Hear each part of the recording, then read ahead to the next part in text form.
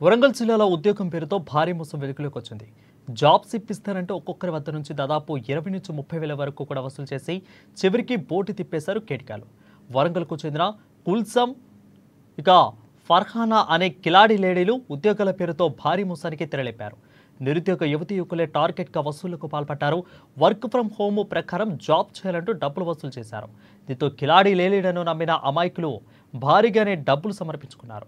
అయితే ఎంతకు జాబ్స్ రాకపోవడం లేదని విచారించగా ఇదంతా ఫేక్ అని తేలడంతో బాధితులు లబోదిబోమంటున్నారు. ఇలా సుమారు 500 మంది వరకు నుంచి కూడా వసూలు చేసినట్లు బాధితులు ఆరోపిస్తున్నారు. తమకు న్యాయం చేయాలంటూ బాధితులు కోరుతున్నారు.